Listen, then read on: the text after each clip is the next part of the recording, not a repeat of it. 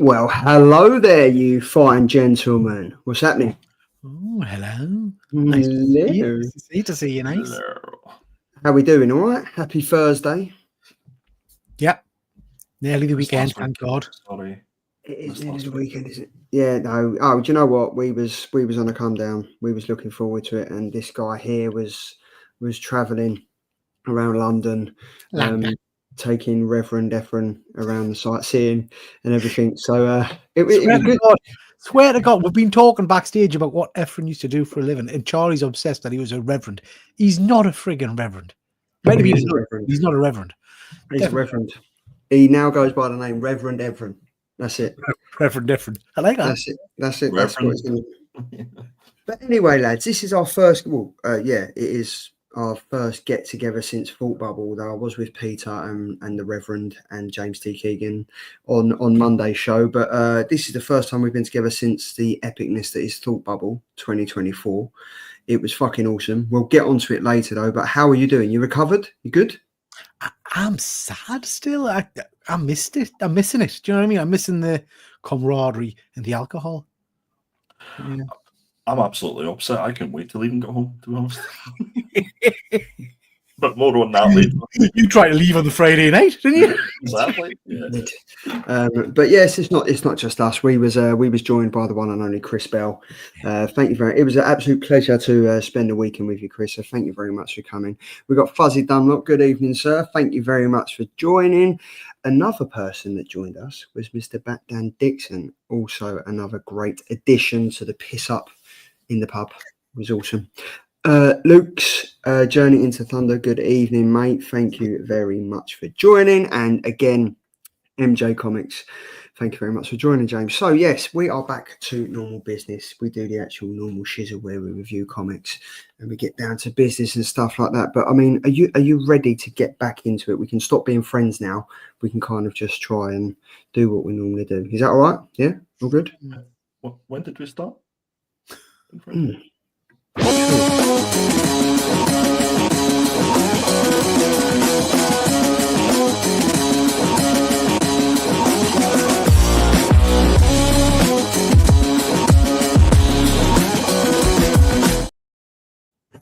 Fudge there. Bosh. What was that? It was my. Wow. That's what we call half a can of Stella Artois. That's what we call that beer. I'm in birthday mode, all right. I'm still living it out. I'm still living my last in the year of the 30s. Living the vida loca. Yes, I am indeed. Oh no, Jesus, he's here. Dr. John Hoots comic from Spiral Dimension. Good evening, sir. Thank you very much for joining. Killer Covers. November 28th. You all right? I'm fine. I'm fine. I'm enjoying your company, lads. Me too. Yeah. Andy, are you enjoying my company? No.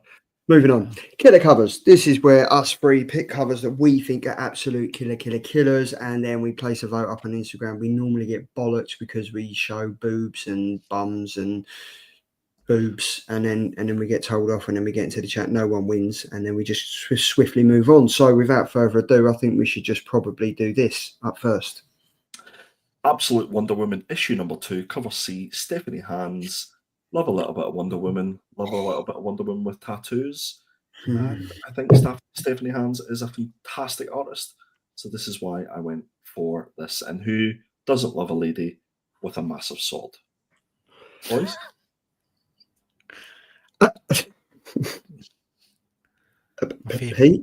Favorite kind of lady, a lady with a massive weapon.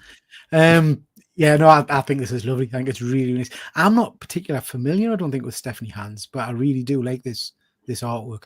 And I'm with you, Andy. There's something very appealing about a Wonder Woman covered in tats. I like that.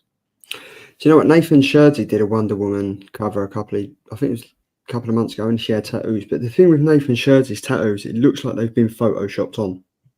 Right. This one looks like it's an actual tattoo. And I'm loving the story as well. So I'm looking forward to this. Stephanie Hans, she's quite good. She's done the covers for Die.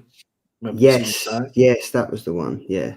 I think you've picked a good cover here, mate. Thank you, mate.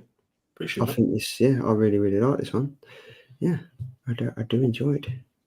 The chat, Chris. I normally like determine whether I've picked a good cover by what Chris says, and it has been a really popular cover, but he's not feeling the face much.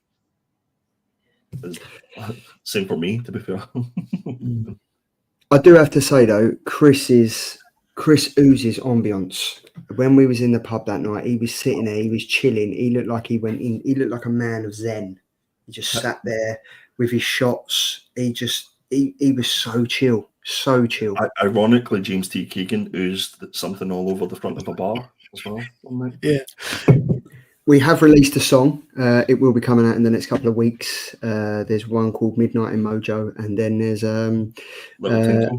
Little Tinkler, and then there's A Night in the Harrogate.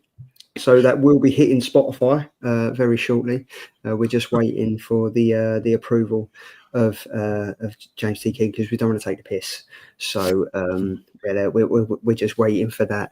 But there we go. So yes, it's been a really popular cover. This, I'm not feeling the face much. And Luke has said, Chris, you don't need to feel the face. You can just look at it.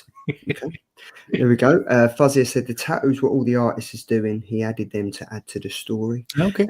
Leon Russell, good evening, sir. Thank you very much. And Chris has said it just seems a bit flat to me. Maybe. But yeah, this is we all went. to the left. Up next, what we got now? Oh, there we go. Oh, hold on a minute. Is that Efren? Wow. That's it does look a bit. But you didn't say no, did you, Pete? I didn't. It was a challenge, but I got through. Yeah, I mean, look at how beautiful it is. Look at the eyes, look at the flowers, look at the face, and all the rest of it. All the stuff he's usual see. All honesty, guys, I keep getting grief from yous about why I'm always the last to pick. So I did it in advance. And the second I saw a Jenny Frison cover, I just picked it straight away, just to irritate you more than anything. So I do like the cover, but it's a pick just because it's Jenny Frison, so you couldn't pick it really. Wow, is that what it's came to now, Peter? Is this the yeah, absolutely activities? As Fuzzy said a while ago, I've hit my just don't give a shit phase anymore. I'm here to cause mischief and make it difficult for you guys. Take over. I think we've mentioned a few times, guys, about the hands that Jenny draws. I think this is a pretty good example of a poorly articulated left hand who is. I'm not entirely sure if the flower is holding the hand or the hand is holding the flower. Oh, come on, give the guy a break. He's had his hand really chopped off. That's stitched on. His digits aren't going to be functioning appropriately, are they? I think that's perfectly acceptable. As a medical professional, that's how you would hold a flower had you had a severed hand stitched back onto your body. And if you look at it, it looks like there's hands coming out of the hand. Like the knuckles look like their fingers. Yeah, I'm not too sure on that, Pete. I don't. Yeah, I'm with Andy on that. I don't get it. You're a nitpicker now. Yeah, I don't think it's the best Frison cover I've ever seen, to be fair. Well, she's modelled it on Efren, so surely that gets some points. I can't unsee Efren now, to be fair. No, I wish he was in the chat. No, sorry, Efren.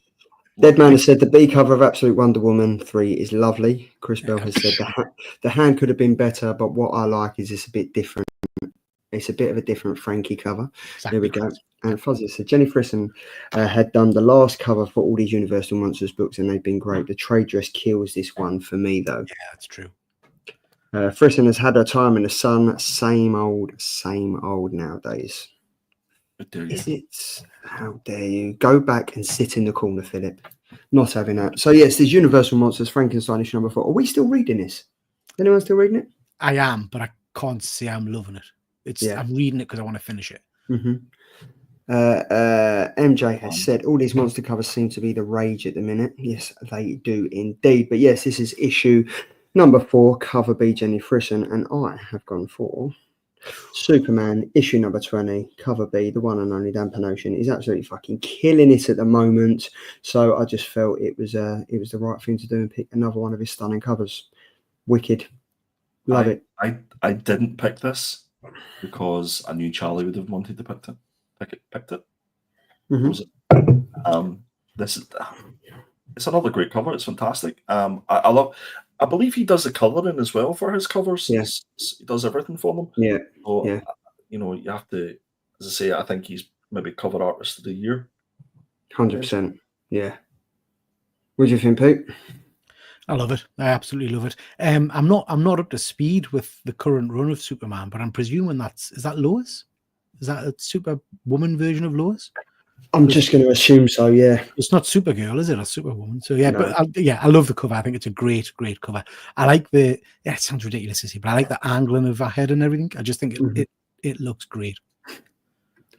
There we go. Chris Bell has said the rain focus thing is cool and this face has depth. There we go. Thank you very much, Chris. The Reverend is in the building. Hey guys, about to eat some turkey. Don't tell Charlie I was wearing shorts when I took my dogs out for a walk. Jesus. Is that euphemism? Yep, it's Lois Lane. It's Lois. Dan is smashing it out the park with these covers at the moment. And yes, Superwomen is Lois at the moment. Efren, we did have something to ask you. Andy.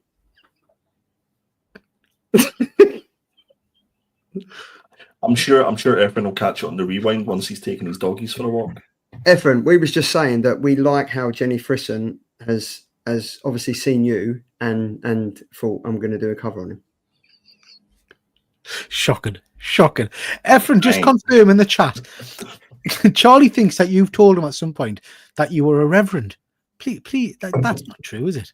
It is. Tell us that's not true. He told me as we was holding hands and walking down Harrogate High Street that he was Reverend F. Reverend F.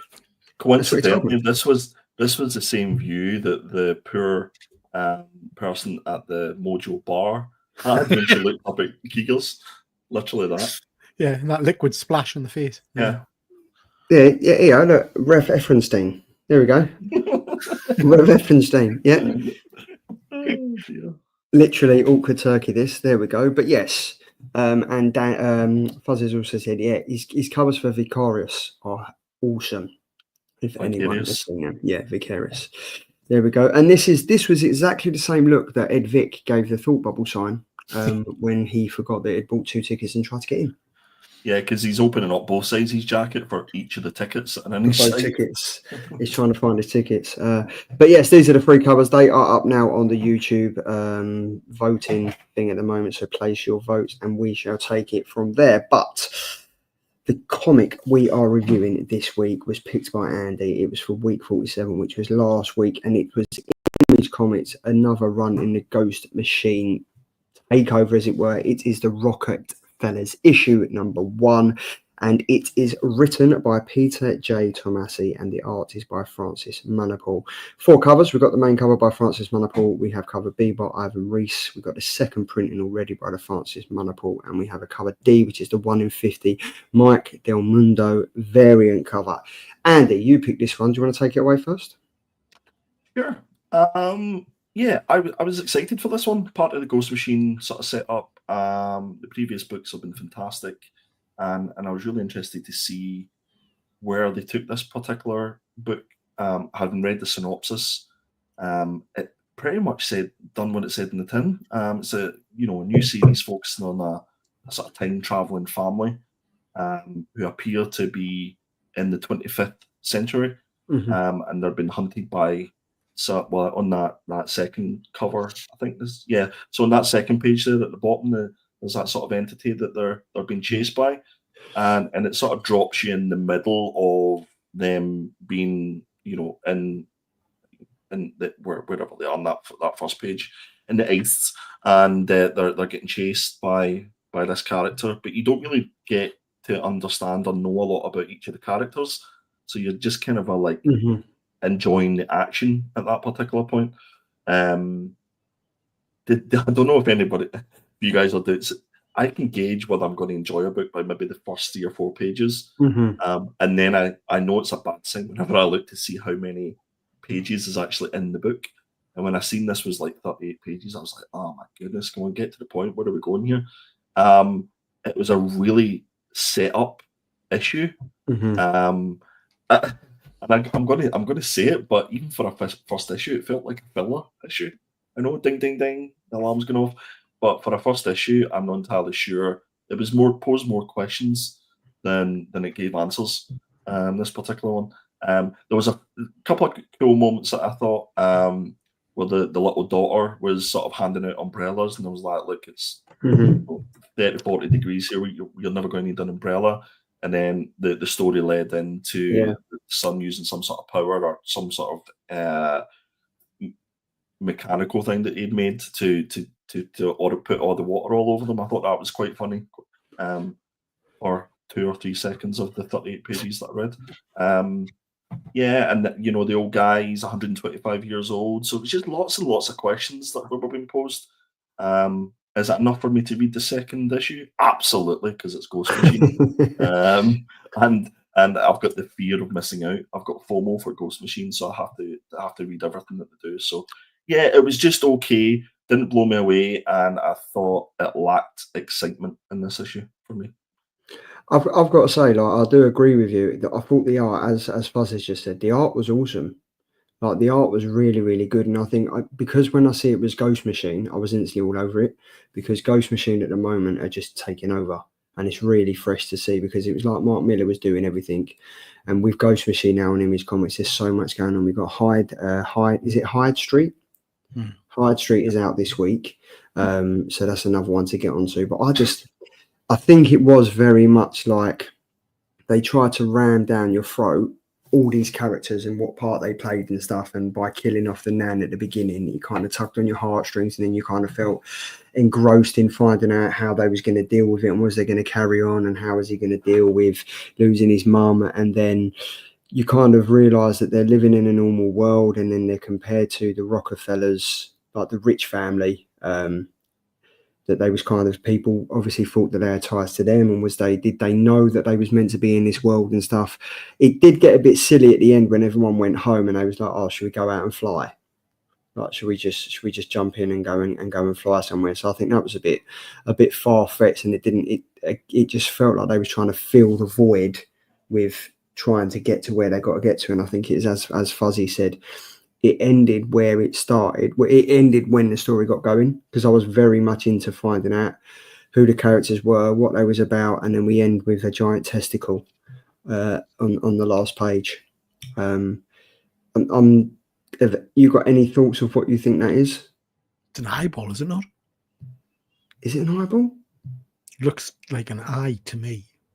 But the eye closed. Yeah, of course it is. Yeah. Yeah. Oh. There's me. You must have some weird looking testicles, Charlie. Two little eyes. Oh, my blinkers on when I look down. It's like.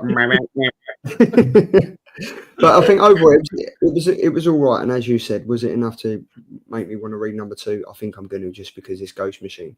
But Francis Manapul has done some really, really good artwork here. I haven't heard of the I don't trust that dog. Do you trust that dog? That little Jack Russell yappy type of thing. No. Evil. No. Anyway, sorry. Peter?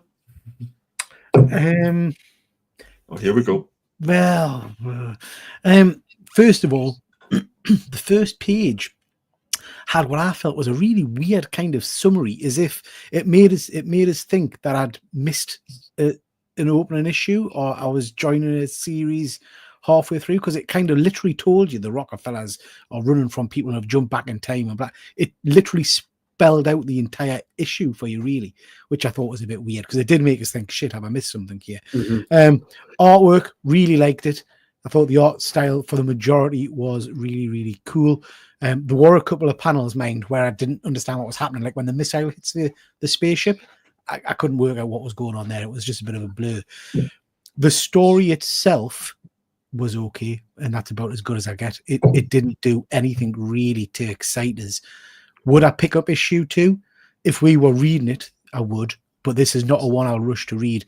For me, out of all of the Ghost Machine books we've read so far, this was by far the weakest, or the least interesting for us. I don't know. I get where they're going, like a, I don't know, Family Robinson kind of, Jetsons kind of thing, I suppose. But I don't know.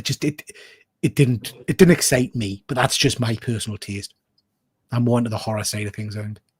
Yeah, I would have liked to have seen a bit more of the horror side of things. Like, I think the most horrific it got to was the Nan when she was drowning.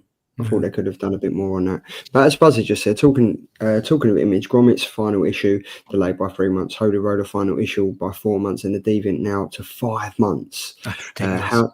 And that's the thing, like how to ruin people's enjoyment of a story. But it's really interesting, isn't it? Sorry, because he's mentioned that. I'd completely forgotten I was reading Holy Roller and that hadn't finished. So it's just gone out of my head, that book now. Yeah. So when it comes out in 4 months' time, will I be excited to pick it up? And the Deviant, 5 months. That's ridiculous. Right. We should have pulled James Tennant in one side and said, mate, what's happening? Yeah. Like, what's going on? But yeah, I will read this because I think the thing that attracted me most was the artwork. I think the artwork and the colours on this was really, really good. And the next one's going to be Rocking Around the Christmas Tree. So should just be in time for Quimbo. So that should be a good one. Do you think any of these characters are connected to the characters in Hyde Street? Because they have like a resemblance to them. I was thinking that, like, the girl, she kind of looks a bit freaky. And she kind of looks like she would cause some trouble and mischief. But I don't know if Ghost Machine's going to tie all these characters together. You know, like, what is it Mark Miller did in, what was that story where they all came together? Big Game or something, was it a big time? Where they do something like that. I don't know, but that would be pretty interesting if they all if they crossed paths, if they went through one of the time hops and ended up in Hyde Street. Yeah. Or something like that. Yeah. Deviator said, love Rocketfellas, Hyde Street and Hornsby and Halo. I'm lukewarm on so far. And Fuzzy said, inexcusable on the final issue. Yeah, it's pretty, because it's the final issue of Deviant, isn't it? Yeah. Yeah. It's shocking. And Holy Roller. And that Batman comic that everyone's still been waiting for, still hasn't come out yet. Bollocks. Yeah. It's a load of shit, that. So, yes. Gargoyle of Gotham, is that one? Gargoyle of Gotham, yeah. Yeah, that's it. Over to the votes now. We've got, what have we got? We have Peter, you're in 50%. You're winning at the moment, mate. Andy is in last place with 14%, and then I'm in second with 36%. Look at that. Efren getting the vote in there. Nice. He is. I think he is. So I pressed the wrong button now. I should have brought up this one. So that is the comic that we reviewed. It was pretty decent. We will, now we're back in the swing of things. I say we'll probably have 3 or 4 weeks off and then we'll get back into the swing of things again. But no, after this, we will put the vote up on YouTube, and then you guys can place your votes, and we will potentially, now we haven't got Thought Bubble, now we might go back to doing 2 comics, but it will be down to the board of directors beneath me to make the decision, and I'll just do as I'm told, like I do at home. So there we go. So that's that. Up next, we have the killer indie picks for December 4th. We're literally near the end of the year, lads. Nearly Christmas. Christmas time. Nearly Christmas. Christmas.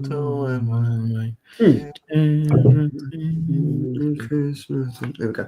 So, up first, I've gone for it literally feels like it's going to be a long, cold winter. This is written by Francesca Pirello, and the art is by Stefano Cardoselli.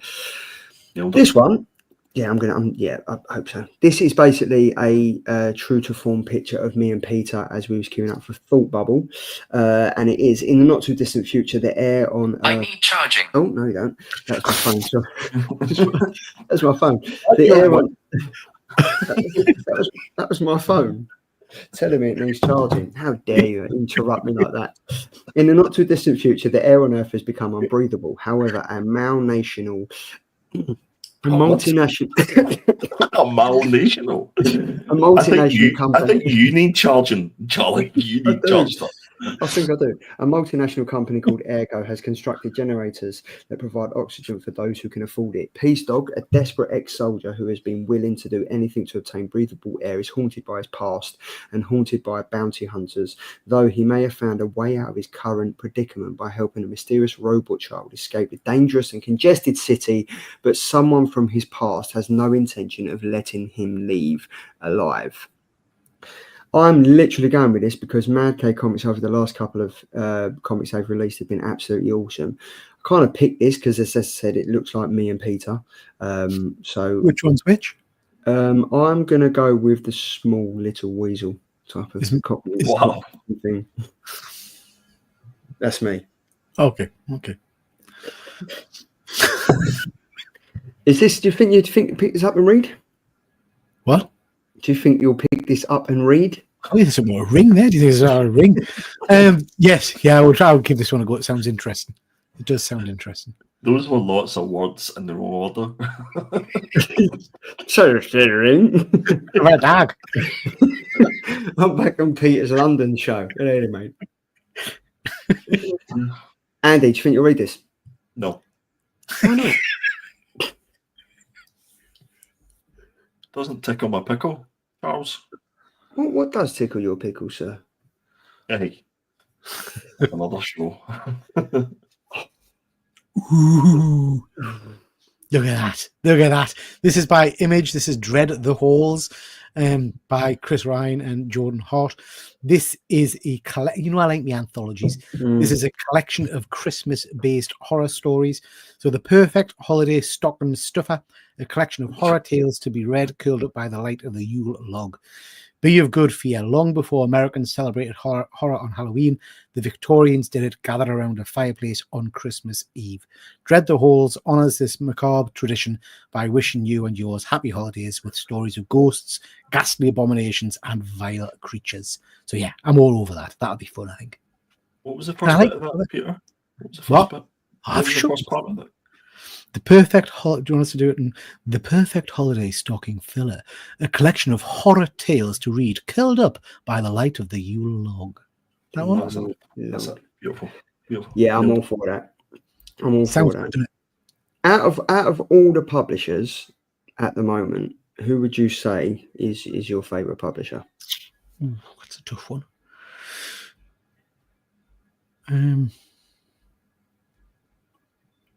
I don't know. Wow. I have to say, in terms of enjoyment, what I'm enjoying reading, I love my horror stuff, you know that, but I really am enjoying pretty much all of the Ghost Machine stuff because it's fresh and new. It's not characters I know, so I'm enjoying that. So at the moment, I'd probably go with that's Image technically in it, but I'd go with that series of books. They're my favourites. What about you, Andy? I would say this year, Image by far has had the standout books. But I think Ghost Machine, the Rook, is it Rook Exodus? Yes, yeah. I think that's probably one of my top books. I think it was just completely fresh. As Peter said, they're new, and you were excited to read each issue. And I can't say that for a lot of the books this year. Yeah, I think I've got to go with Image as well, and I think it's when we started doing this show 5 years ago. I was literally Marvel or DC, and it was only because Andy, you introduced Indie Pick of the Week that I kind of was like, oh, actually, hold on, I'm opening my eyes here. You've got Image Comics, you've got Boom Studios, you've got Mad Cave, you've got like Skybound and Ahoy Comics and stuff like that. And I was like, there's so much better stuff out there that isn't just about superheroes and stuff. Like, especially with Image doing like the anthologies and you got like all Skybound and Mad Cave Comics and stuff. There's so much more enjoyable stuff out there for comic book readers. So I definitely think Image are absolutely killing it at the moment. But are they still? Would you still say that they're indie? Because I would say they're up there. They're like big publishers now. Yeah. Pretty mainstream now, aren't they? I'd say they're indie. I'd definitely say they're indie, but they're popular indie. Mm-hmm. I think when a company gets popular, they tend to get grouped in to all the big boys and girls. So for me, they're still indie. JV, I just said. Right there, Pete. I tell you which company is my least favourite at the moment. Because they've raped my childhood. Dynamite. I could quite happily go and find whoever makes those comics and crap on the lawn. They've got so many amazing nostalgia properties, and they're just ballsing them up left, right, and centre. And also, I would say, just whilst I'm in a negative mood, can't remember what is it, the Nacelle universe? That's been a right letdown as well. Again, great properties that should have been amazing, but just fell flat. I think when that first cover come out and everyone was on it like Biker Mice from Mars, and everyone was like, "This is going to be great." It's just a fucking letdown. It was an absolute. It was just a hot mess. And then going back to what you're talking about, Thundercats was fucking. It's all like horrendous. Yeah. Absolutely horrendous. I can't say anything bad about Dynamite because they brought us Lilo and Stitch. So all is forgiven. Yes. Ooh, have you seen the trailer? Sorry, totally off. Have you seen the live action trailer? Yeah. Looks really cool. Does it awesome. Does it awesome. Chris Bell has said, yes, Dynamite had the most potential and fucked it. Yes. There we go. Dynamite is the drizzling shits of what I've read. There we go. There we go. So moving on. Wow. What an image. Oh, God. Oh. So Andy, moving on to what you've chosen. How does a marrow shit? Is it pellets or do you know what I mean? Who? Look. I see what you did. Just curious because different animals have different dropping styles. I'm wondering if a marrow has pellets or anyway. Sorry. I think that this male drops it like it's hot. Nice. Squats and it's like bullets coming out. Like the start of EastEnders. And he has a target, and it's just Dynamite comics. He says he has to have a good perch. Oh, right. There we go. Anyway, Andy, sorry. Hey, no need to apologise. I'm having a great night. What did I go for? First of all, this isn't Image. This is IDW. This is The Exorcism at 1600 pen, issue number 2. I hope that this is written by Hannah Rose May, but I can't trust this slide anymore. One mistake. I think Charlie does it on purpose now just to wind you up. Exactly. And it might be Vanessa Ardell Ray, but who knows? Who knows who's the artist in this? No, I really enjoyed issue number 1. Picked up the first issue just simply because Jock done a cover. Really enjoyed the story. And yeah, I'm definitely going to be picking up issue number 2 to see what it's like. I can confirm it is Hannah Rose May who's the writer, and it is Vanessa Ardell Ray who's the artist. Jordi Belair is on the colours. Letterer is Hassan Otsman El Hawi, and the group editor is Heather Antos. So, but not Image, no. It's a good image. That's it's a tremendous footstool. Tremendous. The footstool action is very good. Yeah. That looks like what was that comic we read? Where it was 5 years, Charlie. Narrow it down.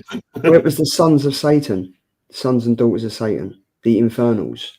Oh, the Infernals, yeah. This looks like, I think it looks like one of the covers from Infernals. Yeah. But I didn't get to read this. Was the first one good? Yeah, it was decent. Yeah, it was decent. I probably didn't get to read it because I thought it was by Image, so I couldn't find it. So, and you weren't going to pick up a book that had a Jock cover on it, were you? No, I wouldn't have done that. No. Issue 1 was all right. It took a bit of getting into. It definitely was a slow start. Yeah. So, yes, the Exorcism. What is the 1600 pen? What is the location of it? Is it a house? That's a White House. It's a White House address. Is it? Yeah. Okay, so the Exorcism at the White House. Okay, cool. There we go. So, up next we have Killer Trades and hardcovers for December 4th. Up first. Now, I've gone for Injustice Gods Among Us Compendium 1 because going back all the way when this first came out, this was one of the first comics that I ever read to get back into it. And obviously I played the computer game, and I really love the fact that Superman kind of did what he wasn't meant to do and ended up killing the Joker because the Joker killed Lois Lane, and it kind of just broke them off, and it was the good versus evil. Batman had his gang, Superman had his gang. A compendium for $59. So what's that, about 50 quid? A compendium for 50 quid is a fucking good bargain. Yeah. It's a very good bargain. Yeah, and it's at 1,048 pages. And Andy, Superman features on 957 of them. Just to piss you off. I literally couldn't think of anything worse to pick up. Well, you're wrong. You're wrong. This is a tremendous series. Absolutely tremendous series. It's Superman. It really is.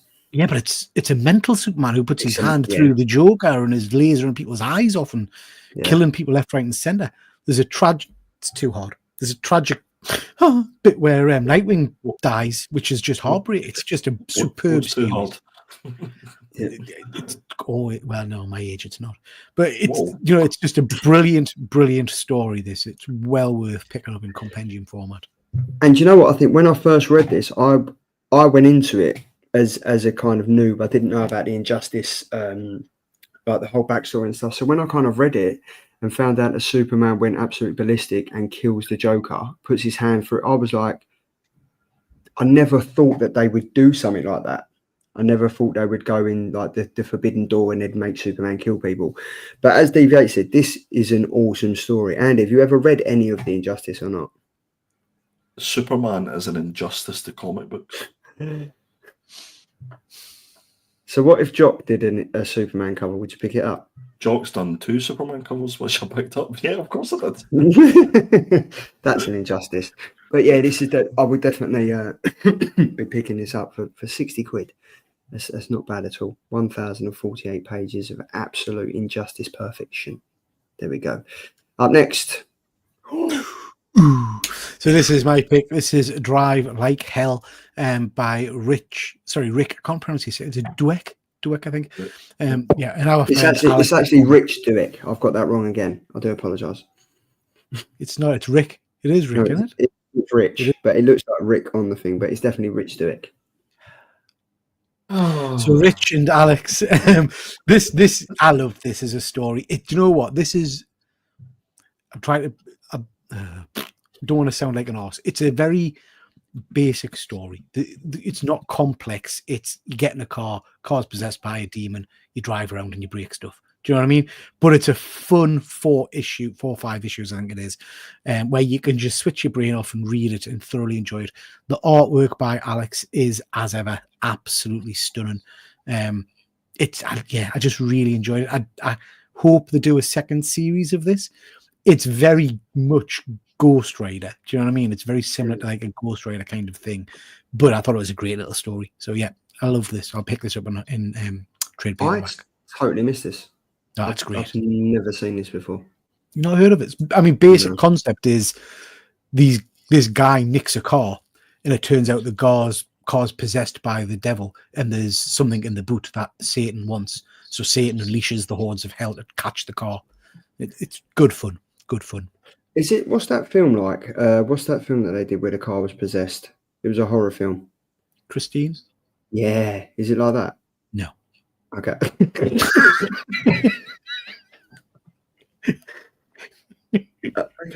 Cool. Yeah. I mean, it looks great. It looks really good. And anything that and it's. Am I right in thinking, Andy, that this is the first comic that they've done together since Songs of Sea of Sorrows? No. They did. What was the one they did last? Which wasn't? It didn't blow me away about the. Is it like in the Aztec in the forest and stuff? Oh no, you. Yeah. Do you know which one I mean? Yeah, I know exactly which one. I can't remember. Because there was Road of Bones, Sea of Sorrows, and then there was the most recent one, which was about a band, musicians going into, and they ended up with this big centipede thing eating them or something. Road of Bones is probably the best, I would say. Yeah. If you haven't read that. Yeah. No, that is the one where he's the rock band and he has to. Yeah, I know. What was that? If anyone in the chat knows that, because that's the artwork in it was great. Yeah, like the artwork in it was great. Yeah. When he signed his soul to the devil or something like that, and but yeah, okay, drive like hell. I might have to pick it up because I literally Breath of Shadows. Was that it? That's it. That was it. That was the one. Yeah, that was the one. So Drive Like Hell, trade paperback. I went for Ain't No Grave, trade paperback, written by Scott Young and George Carona on the art. This comes in 2 covers, and this is quite cool. It's a 1 in 10 incentive cover, so this is the Scott Young cover that you can get. So I would assume that you would probably have to pre-order this to specifically get this cover, because I'm imagining it works the same as like single issues. The retailer would have to have bought 10 of these trade paperbacks to get one of these covers. This is 184 pages and it collects Ain't No Grave issue number 1 to 5. It'll retail for about 14 quid there or thereabouts. And I'm sure we don't need to give a synopsis on this one. I think we read every single issue of this, and I thought it was absolutely fantastic. It was in my sort of top 5 reads of the year. So I'm definitely going to see if I can pick up this particular cover of the trade paperback. I like this cover. I think you won cover of the week with this, Andy, at one point. Right. Yeah, I think you did. You probably did. Yeah. That's a lovely cover. I didn't actually know that you could get a 1 in 10 trade paperback. No, no, no, no. I think this is a new thing that Image is trialing out, and it kind of makes sense. You know what I mean? Because I would go for this cover than anyone else. So there's maybe going to be a premium on this cover as well, and it might be a little bit more sought after. So I think Image are going down that sort of collectability route when it comes to trade paperbacks stuff. So no, definitely. I think there's in this as well. I read that there's going to be like extra art pieces as well. That'll be cool at the back, which will be pretty. This isn't an exclusive on his website though, is it? Because it's a 1 in 10. No. I'm sure he'll have it on his website, but no, it's it was on open order for retailers. Nice. Talking about open orders for retail and stuff like that, we are at the FOC Slab Crusaders. So obviously this is where you have to submit their orders for the publishers sets before their print runs, and orders have to be placed with James over at Slab Crusaders 9 p.m. each Sunday, or you won't get your order processed and you won't end up with a comic that you want. Up first is fucking hell, this is awesome, Andy. Unbelievable.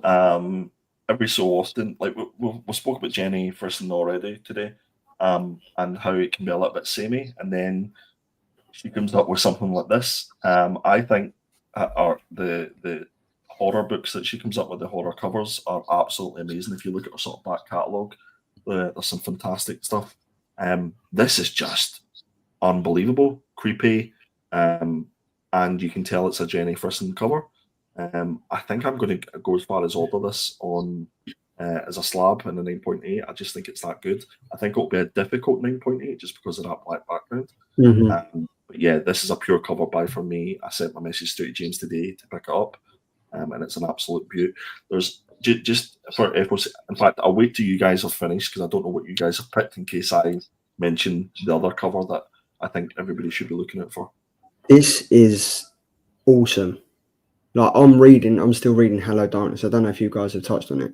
It's fucking awesome. There's so many writers in it. You'll like it, Pete, because it's different stories, well, different, and honestly, it's so good. It really, really is good. And this is just fucking all kinds of. I like the fact that it's kind of like an X-ray because you can kind of see her chest and bones and stuff like that. It's just freaky. I think it will look nice as a 9.8 though. I'd love to see the original of this. I don't know if she's put it up on her Instagram or whatever, but this is just phenomenal. I think it's great. Hey, do you know what this reminds me of? Is Smile too. Yeah, I was just thinking that. Yeah, it's if none of you have seen that, I would highly recommend me. I love the jawline, obviously, but it's the eyes and the blood dripping from the eyes that's more mesmerizing to me. I love it. I think it's really cool. I just want to know where all that blood's come from. I'm being honest. I have gone for the Ultimate Wolverine issue #1. This is Lee Bermejo variant cover. I just think this is awesome. I do like Lee Bermejo. I've got kind of I'm a bit of a fanboy for Lee Bermejo and this Wolverine as well. So it kind of thought Ultimate Wolverine #1. Why not go for it? This is pretty decent. I'd like to see this as a foil, if I was honest, but don't think that's going to happen. It comes out in January the 15th though, so it's only like 6 weeks away, which is nice. Decent. I like the outfit he's got on as well. I love this cover. I seen it when I was looking through FOC today, and it seems like you're almost like this artwork and the quality of it. You're spoiled. Like if this was anywhere else, if this was in like a museum or anything like that, you'd be in awe of it. It's amazing, and it's Lee Bermejo, I think is the way they pronounce it. Lee Bermejo, okay. Bermejo. So yeah, Wolverine. Bosh, looking forward to it because there's Wolverine Red Band out at the moment. There's Wolverine normal, and then there's Ultimate Wolverine #1. Are they over flooding the market with this Ultimate thing, Pete? Because you kind of read this. I don't, not anymore. So I read a couple of issues of like the Avengers version. Ultimate Spider-Man's the only one I'm really interested in, if I'm honest. The rest of them have read the first issue and thought, nah, I will pick this up. I'll give this a go. But yeah, Ultimate Spider-Man's superb, but the rest of them are just kind of okay. There we go. Fuzzy said that prison cover after this comes sealed because it's a bit naughty. Yep. Ordered. Nice. Oh wow! Fucking hell, this is freaky. So I'm not reading Incredible Hulk anymore. I loved it at the start of this run, and then I just got a bit bored with it. It just it's become quite samey. But when I was Philip Kennedy Johnson, is it Philip Kennedy Johnson still writing it? I think so. I'm not 100% sure. I think so.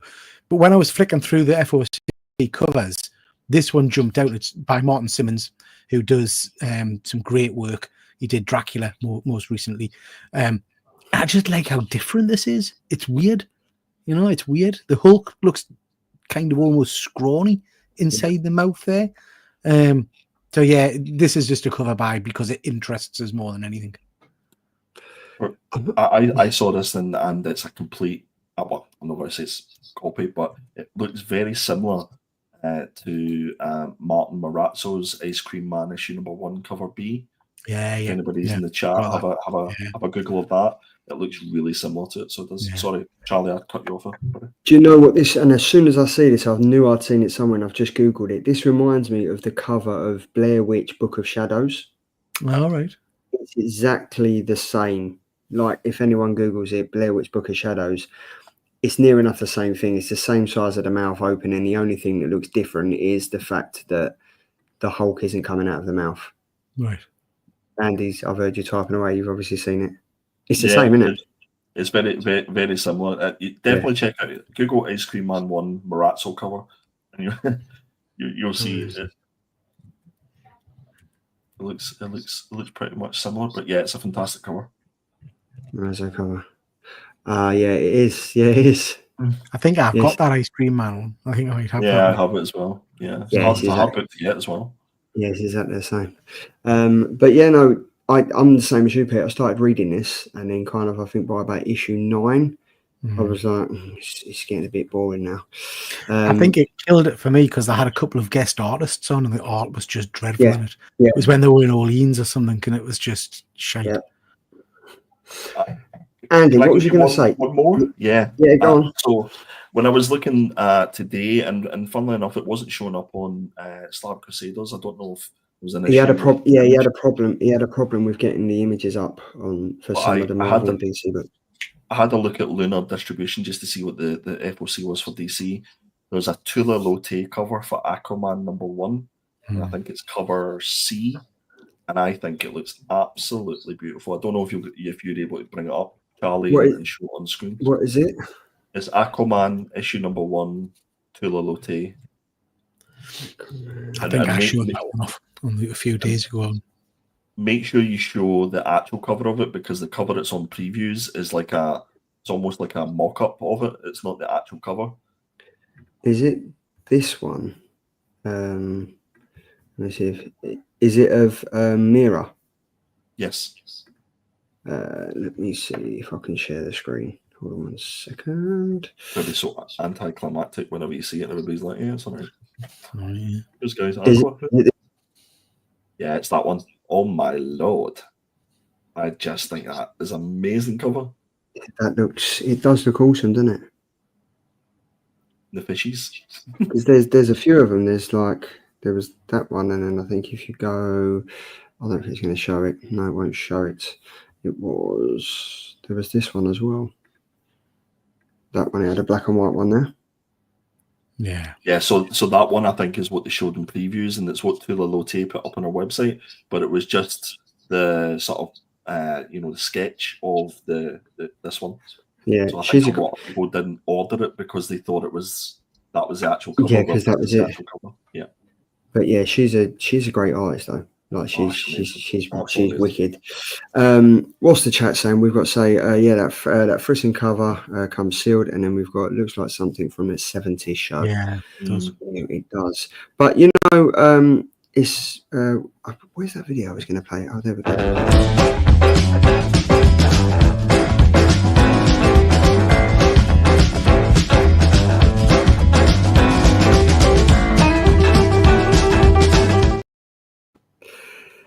Book Bubble Killer Comic Show. We completed it, mate. Like, this is it. Like, we didn't do it last week because we was all kind of crying into our pillows because it was over so quickly. But Thought Bubble again, 2024. I think a lot of us thought the lineup was a little bit weak. I think we spoke about it wasn't as big as we thought it was going to be. It was very distillery heavy, but that wasn't the main reason why I went. The main reason why, and I said this on your show as well, Pete, on Monday, the main reason I went was to meet up with you guys, because I think this is kind of our get together. We need to start doing it more than just once a year, because from now to November next year is very, very long. And I need to see more of you. I need to see more of my clique. And that goes for everyone in the chat as well. I think it was a great weekend. But as I said, yeah, the Thought Bubble Killer Comic Show, we completed it, mate. And just done a few slides. This kind of sums it up for me. The picture in the middle is literally what Thought Bubble is all about for me. And then I got roped into taking some dodgy picture by a Christmas tree for our Christmas card that would be going out shortly. Never. Yeah, there we go. And it wouldn't have been complete without the customary picture in the majestic toilets and then me slipping a digit into Peter. So I do have to say though, Thought Bubble I really did enjoy it. I thought it was great. I don't know what you guys thought, but I think for me the actual convention I thought I wasn't going to enjoy the convention as much as I did, but I think the way that, Andy, I've got to give my hats off to you, the way that you kind of just decided to change things up and do it from the exhibitors instead of the creators this time around, it was really good, because as I was walking up and down a few of the aisles, I bumped into some of the people that we'd featured on the show, and it was good to like kind of talk to them and understand where they'd come from, and it was really, really good. And I think it was positive feedback from doing it that way instead of doing it from the people that everyone knows about. Yeah, that's true. You know, I definitely worked it quite well. I think kudos to Thought Bubble and the organisers. Having those two entrances made a world of difference. And even though there was a bigger hall with more people in it, it didn't seem overcrowded as much. And for me, I really, really enjoyed it. It's exhausting as ever, mentally, physically, and otherwise. Definitely takes a lot out of me that weekend. And even so far as on the Saturday, I decided not to go out on the Saturday night and just sort of chilled, relaxed with TV and a kebab. And I was much better for it on the Sunday because I was able to actually enjoy and go around and actually speak to people, which was fantastic. But again, great company, great event, and it'll be interesting to see if we do it again next year. It will indeed. Pete, what did you think? Obviously, you had kind of Efren and James T. Keegan as well, like that. So you kind of spent a week with them afterwards as well. So you must have had such a fun time. I did, and big hats off to Efren coming all the way from massively, yeah. And he absolutely loved it. One of the things that we touched on Monday when we're talking, which I was keen to understand, is I see a lot of images on Instagram and all the rest of it of the big American cons like San Diego and stuff, but I rarely see stuff like you've got here, the center picture. You see it on them, but not a lot. So we're asking Efren, at these big cons, do you meet up? Do you have this kind of hijinks? And he said, we'll see each other, but there's nothing like what we do at Thought Bubble, in terms of going out for a drink and stuff. So I mean, that for me is the heart of Thought Bubble. I love the con, and despite us kind of moaning and saying, there's no massive names that we haven't seen before and all the rest of it, I still find loads of good stuff to get and lots of interesting people to talk to. And I've kind of changed my tact now. I'm not going for as many signatures, and I'm also not going for the big name artists. I'm going for the smaller artists that are still published artists, a lot of them, but you get commissions for real good prices, So yeah, just again, another great con for me. I absolutely agree, Charlie. I think we need to do this more often, or at least meet up more often. Yeah, definitely. Because it was the amount of money that we spent in Wetherspoons, we could have all got together and gone away for a weekend. And that's just Peter alone. So, but it was awesome, and it's just where you can all come together and kind of just be twats together. You can kind of take the piss out of each other, just take the piss. I mean, there's loads of piss taking. There was loads of piss taking. mainly from James. But it was good. It was in good jest. Everyone found their mojo, and it was enjoyable. It was really, really enjoyable. So I enjoyed doing it with you guys. I enjoyed doing it with everyone in the chat. Chris Bell, absolute pleasure to meet you. DVH, spending time with you, and Mrs. Von Hoot as well. And Efren, one of the nicest guys I've ever met. And to do as many shots as he did, and to sit there talking to Edvic about cricket for what seemed like an eternity for us. So it must have seemed like it was never ending for you.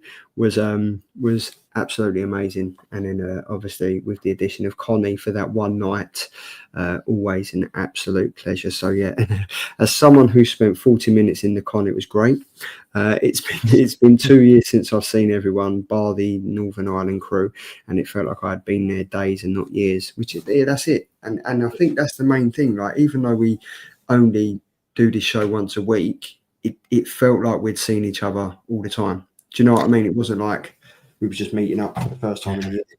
I mean, we're gushing here, but I have to say that's one of the things that always sticks in my mind, that as soon as we get together, it's just relaxed. Do you know what I mean? There's no, within that group that were there, there's no big egos, there's no arsiness. We're just all kind of took the nick, had fun, had a few drinks, and just enjoyed each other's company. And, you know, yeah, I loved it. It was great.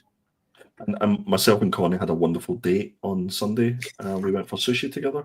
You did. Yeah, Yes, you did. that was the highlight of my weekend, to be honest. You did try to get me out for sushi, but I decided to spend my afternoon in a spa, which was pretty good, to the amusement of my wife. Not.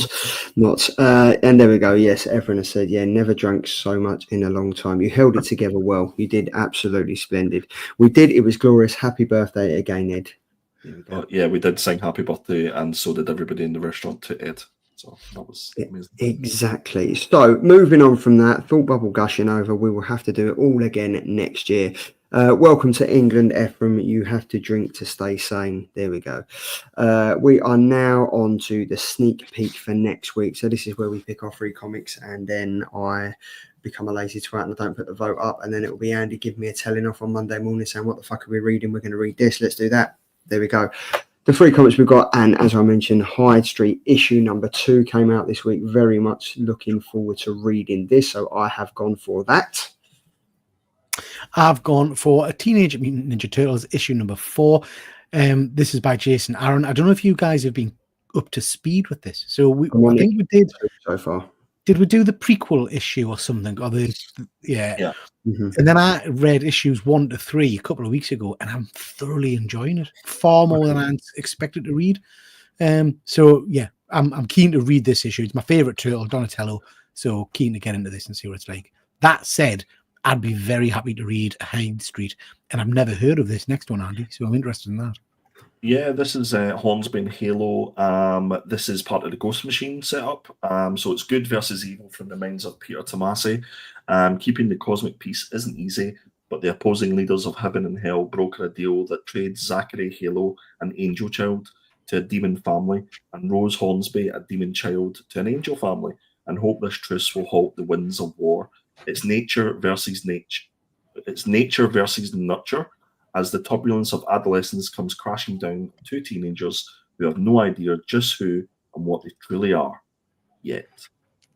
That sounds so. Tomasi is the one that wrote Rocketfellas as well. So that's Batman and Robin, Super Sons, yeah, and then Peter Schneisberg done Starman and BPRD. Yeah. Pete, touching on your comic, Fuzzy has just said the different artists in every issue of Turtles hurts it. Why did they do that? Yeah. Like, why don't they just stick to like one artist and stuff?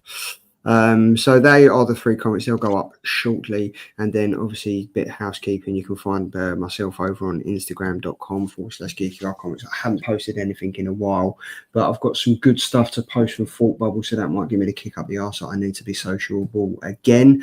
Then we can find you everywhere. Is it still everywhere? Yeah, Instagram, YouTube. I don't do X anymore because I despise Musk. So I don't do that one anymore, but I do some of the others. And also over on One Good Scare. So please go check out One Good Scare. Perfect. And Andy? Instagram.com/perpetual.comics. Look at the positivity in that. There we go. And then you can check us out over the Killer Comic Show at instagram.com/the Killer Comic Show. Charlie, Now, can you do that again? That thing you just did. Cheers. we go. Yeah. Tomasi's books are the Family Odyssey Ghost Machine universe. Oh, interesting. So we obviously have quite a bit of pickups. Does anyone want to show anything off? Go on in, Peter. You go first. I mean, what are we doing? I'm not going through all of my Thought Bubble stuff because we're here all night. Got lots of stuff. But is that what you guys are doing? Showing through what you showing? Why not? Might do. I like that. Might do. I'll show off that then. So that's by the Muppets bloke. I've forgotten his name. Roger something. Roger Language. Yeah, that was stunning. 25 quid. Just amazing. Absolutely love that one. Absolutely love that one. This one's by an artist who I get something from every time I go. That's a Slide. Again, love that. Absolutely love that one. Is that the James T. Keegan variant cover? That's the variant of James. Yeah, that's the variant of James. What you call her? That lady you kept talking about? Abigail Harding. Yeah, so this is a San Diego Comic Con prequel exclusive, pencil drawn with inked images on it as well. So yeah. Have you read the book yet? Not yet. No, not yet. It's great. You should definitely read it.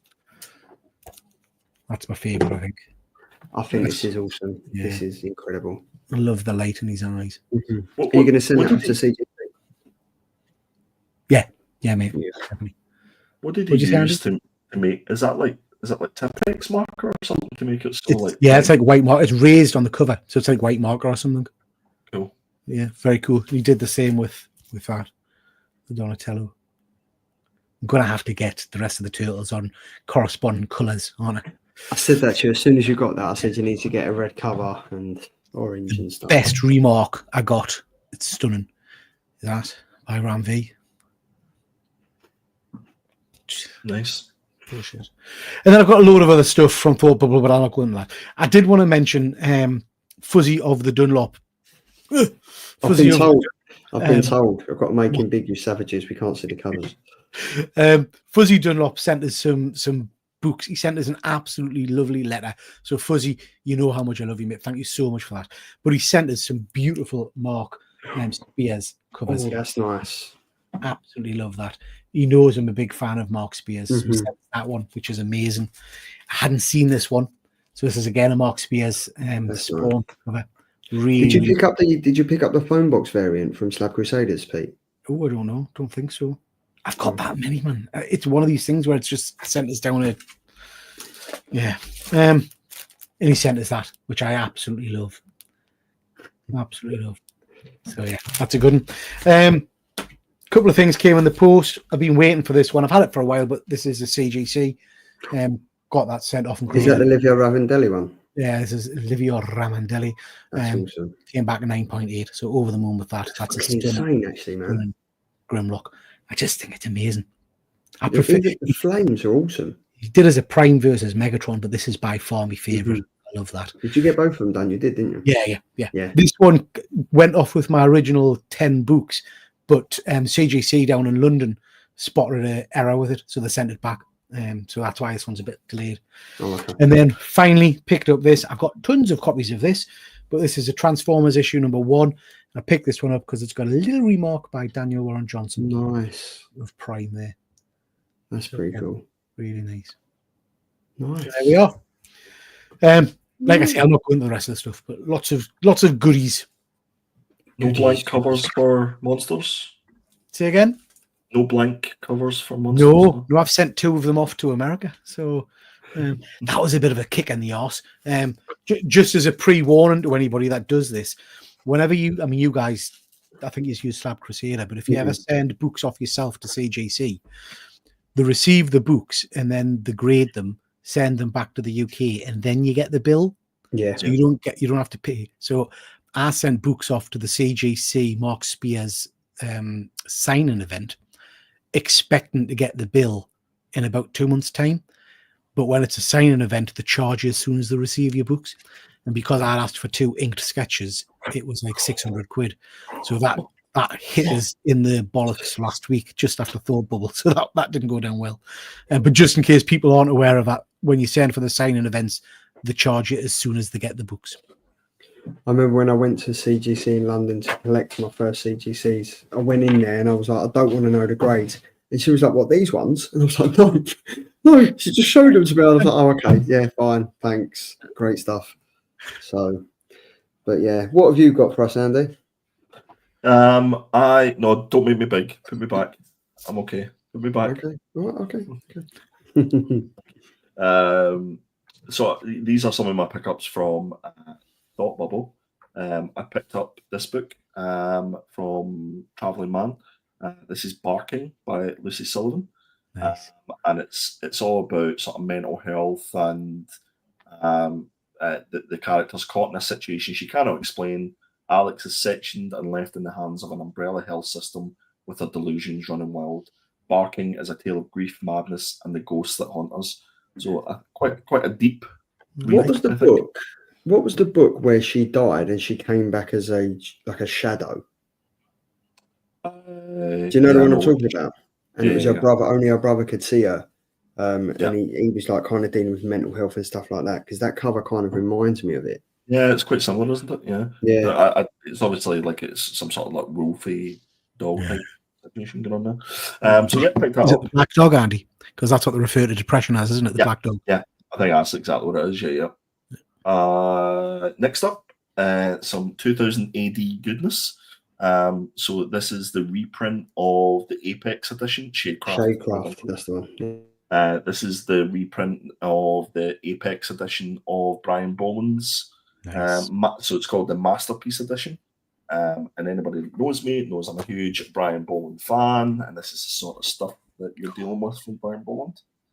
So I picked that up. The guys in 2000 AD were fantastic, really, really knowledgeable, and happy to chat with you. And also got like a little free action figure of Judge Anderson, which I passed on to Connie because she picked up a Judge Anderson book. So it's good to see other people picking up some 2000 AD. I'm sure everybody picked one of these up. This was a little ash can for You Won't Feel a Thing.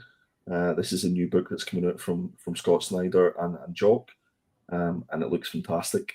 So yeah, did you not get one of these, Peter? No, I didn't get that. Did you get that signed, Andy? No, I didn't get it signed. No. I got a second one, so I'll send it on to you, Peter. Cheers, bud. Thank you. I picked this up. So this is Inkbound. This is the Volume 1 art book by Danny. And I picked up the last two that she had. So I picked up one from my friend Mark, and she was doing for the price of a sketch inside. Do you want me to show you the sketch inside? Yeah. That one? Yeah. She's incredible, man, isn't she? Unbelievable. Really nice, really talkative. We've lined her up for doing the show as well. So that's pretty cool. So I got that one. Yeah. It's so cool. Which is pretty sweet. So that's that. Outside of Thought Bubble, a couple other pickups. So I got an early Christmas present. I picked up Scalped Volume 1. Nice. Hardback omnibus. Still in its cellophane, haven't even opened it up yet, but looking forward to getting this in Volume 2 when it's out. Do you know, I think I picked up issue Volume 2 from Thought Bubble last year when Jason Aaron was there. Right, okay. I haven't even got round to picking up number 1 yet. So I tell everybody if they're looking for recommendations to read Scalped. It's one of my favourite stories. This up. Nice.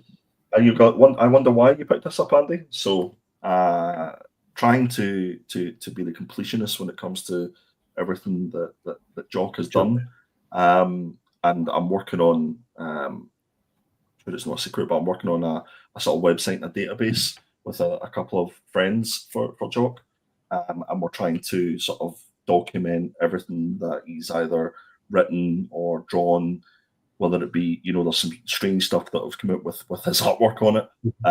But this is in this advertisement. That's cool. So my plan is, and I've seen the original of this, so my plan is to try and extract these 2 pages and get this framed and get it signed.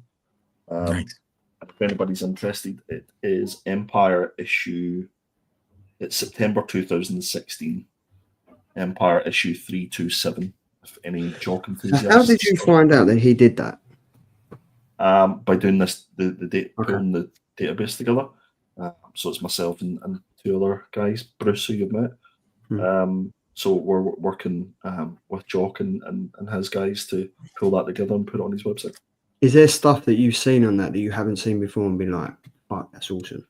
Yeah, totally. Yeah, there's a lot of stuff like he's done like skateboards. So he's done artwork for skateboards. He's wow. done advertisements in British Airway magazines. So it's made me realise that I don't actually have everything that I thought I had. And the hunt still goes on, but that's the fun of it. That's mental. That's cool. Great. Is that it? Yeah. That's it. Oh, so I picked up a few. I'm just going to start off. I showed this off in Peter's show on Monday, but Richard Landry. Is it Richard Landry? Is it Richard or Robert? It's Richard. Roger Landry. So this is, I asked for Miss Piggy as Harley Quinn, and he's kind of just done that. Like the detailing on it is, it's fucking awesome, man. Like it's so good. So that's one of my favourite pieces. And then I picked up these art pieces as well. Oh, nice. Yeah, I can't remember who the artist is. I think it was Daniel Cousins, someone like that. So I got that one, and I got the Transformers one, which is awesome. And then I ended up getting the Darth Vader one as well. Nice. Yeah. Nice. And these are good. Like, so what I started doing when I go talk, I was picking up prints and getting commissions. And talking about commissions, so I ended up getting this. This was probably my favourite pickup of Thought Bubble, because I get one done every year by Baz Renshaw. And last year I got the transvestite Harley Quinn, which is laughable, but it's still fun. I still got it done. And no, last year I got a Batman, and he has a speech bubble coming out saying, "Just to let you know, I'm not on TikTok." So this year I took the blank Transformers cover for Transformers issue #1, put it on the table and said, "All right, Baz, it's that time of year again where I get you to do the customary commission for me. This time around we're going to go for a blank cover." And he was like, "Are you sure you want me to do this?" I was like, "Yes." He was like, "Really?" I said, "Look, it's up to you. You do what you want. You can do what you like. The world is yours to do it." And he was like, "Okay, fair enough." Went back on the Sunday. He handed it to me and said, "Just letting you know, I did warn you about not doing this. So just let me know if you're happy with it or not." And I was like, "Okay, fair enough." Mint. Yeah, that's cool. It's fucking insane. It's insane. And I'm thinking about sending this off. Yeah. To get his CGC, because I think it will look great. It's just he does a really good Optimus Prime. He does. Really good Optimus Prime. So and again, this was for free. And I think, Pete, I mentioned to you as well, there's artists there that are well established that ain't doing great stuff. Yeah. But yet he sat there, and that must have taken him a good few hours to do. Sits there with his little sign that says "free commissions. Please let me know what you want," and he does that. So that was pretty awesome. But then we also have a famous tops artist amongst our midst, and a good friend of ours, James, aka Comic Deal. I sent him, actually gave him the free comic book day of Teenage Mutant Ninja Turtles from 2022. Asked him to do me a little sketch, and I ended up doing this. That's tremendous. Which I'm pretty impressed with, to be fair. And it came very quickly. And he also sent me an AOK of some samurai rabbit thing. I don't know what that is. Look at that. Look, yeah. Some samurai rabbit. Which I think, is it this one? Yeah, there you go. This one. Inyuk Lee. Very cool. He sent me that as well. And then I got that one. Elsa Charitier. That one. And that's a little bit can flip over. And as I always do, Andy, I pick up these little cards, don't I? Oh, yeah. Get the little cards. So we've got quite a few there. We've got like Schwarzenegger, Terminator, Batman, Aliens, The Thing, Transformers 1. Yeah, do you know what they are? Lower Decks. I've literally just started. Have you watched this? I've seen bits of it. Efren's a big awesome. Fan. It's pretty cool. And then I like the reverse. It's like a tape. Video. Yeah. Video. Yes. If you look at those. So there's that, and then I just picked up a few from Travelling Man. Ended up getting, they was doing, what was it, trade paperbacks for £4. So I ended up getting Luther by Lieber Miho. and Brian Ozillo. Noctera, which I totally dropped off. I got Bart Simpson, big shot. Everyone loves the Simpsons. And then I ended up picking up Strange Academy, volume 2, 3, and 4. Oh, cool. £4 each. So yeah, that was my pickups. And again, that was Thought Bubble, done and dusted. Smashed it out of the park. Really enjoyed it. Tim, there we go.